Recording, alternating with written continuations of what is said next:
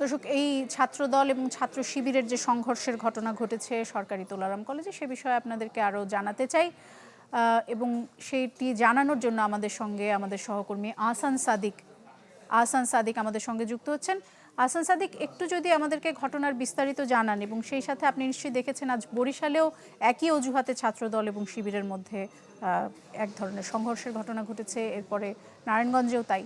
আসল কারণটি কি আপনি কথা বলে জানতে পেরেছেন যে কি নিয়ে আসলে সংঘর্ষ হচ্ছে? দোলা, আসলে এই সংঘর্ষ যে ছাত্র শিবির এবং ছাত্রদল উভয় পক্ষের সাথেই কিন্তু আমরা আসলে কথা বলেছি, বা যারা ঘটনাস্থলে ওই সময় ছিল তাদের সাথে কথা বলেছি।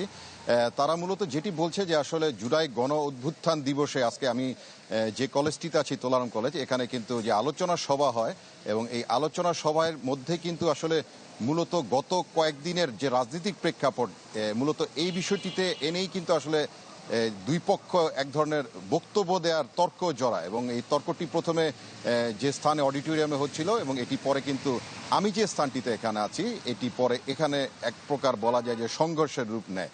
এবং আমার পাশে যে রাস্তাটি আছে এই রাস্তাটিতে কিন্তু দুপুর 1টা নাগাদ কিন্তু যে ছাত্র শিবির এবং ছাত্র দলের যে কলেজ শাখার যারা রয়েছে বা ছাত্র যারা নেতৃবৃন্দ যারা রয়েছেন তারা কিন্তু আসলে এক ধরনের সংঘর্ষ হয়, এবং এটি কিন্তু ইটপাটকেল নিক্ষেপ এবং ধাওয়া পাল্টা ধাওয়ায় হয়।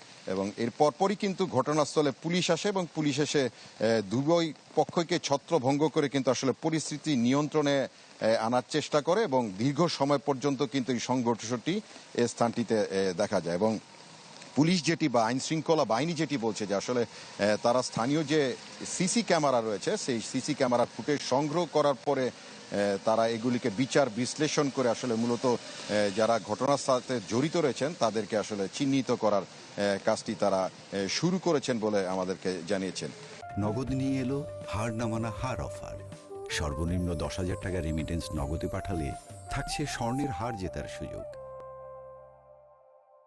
তো বলা যায় যে আসলে ঘটনাস্থলে এখন কিছুক্ষণ আগেও কিন্তু আমরা পুলিশ মোতায়েন দেখেছি, হয়তো এখন বৈরী আবহাওয়া বৃষ্টির কারণে তারা স্থানীয়ভাবেই রয়েছেন। তো এখন পর্যন্ত ছাত্রদল বা ছাত্র শিবিরের কোনো নেতাকর্মী ঘটনাস্থলে দেখা যাচ্ছে না। বলা যায় যে এক ধরনের শান্ত পরিবেশই বা আইন শৃঙ্খলা বাহিনীর কিন্তু নিয়ন্ত্রণের পরিবেশই কিন্তু আমরা এই তোলারাম কলেজে দেখতে পাচ্ছি। তো বলা যায় এই হচ্ছে সর্বশেষ পরিস্থিতির খবর। তোলা। আহসান সাদিক, অসংখ্য ধন্যবাদ আপনাকে। দর্শক, নারায়ণগঞ্জ থেকে আহসান সাদিক সেখানে তোলারাম কলেজে যে সংঘর্ষের ঘটনা ঘটেছে সেটির বিস্তারিত জানাচ্ছিল।